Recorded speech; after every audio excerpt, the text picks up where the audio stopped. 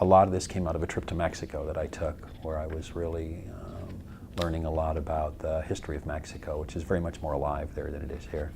And so I'll read my second poem from here, which is called Blue House. There's a number of houses and architectural pieces in here. Blue House is La Casa Azul, which is Frida Kahlo's house in Mexico City, which surprisingly was filled with stuff about Diego Rivera, big surprise. She was a very modest person, which isn't the way that her flamboyant public personality was, but in her house it was very, very different. And so this is Blue House. She was broken. Her piñata had spilled its candy to the floor. She wanted to be whole.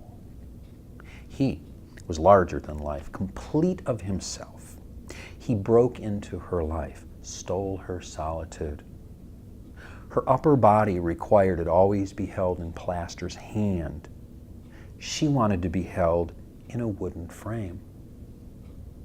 His energy was an enormous room where clocks broke and calendars withered and fell to the floor. She was a bed with a looking glass on the ceiling. Art was her mirror. He was every face in the land since before the Corn Mothers left, every face since the Revolution. The light within her illuminated every canvas she entered.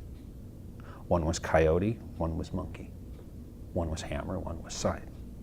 One was clock, one was not.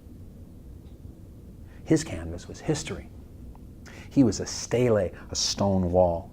He painted murals with images that left the margins and took on lives of their own, telling their necessary stories. She was a ceramic figure. Fired clay, the cracked vase, the blue house.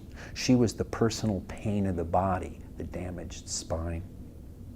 He was the body crushed by poverty and domination, the burdened back, shackle and brand. He was the adobe wall. She painted herself as far as the frame. She was art's mirror. He was whole. His piñata was filled with salt. He wanted to be broken.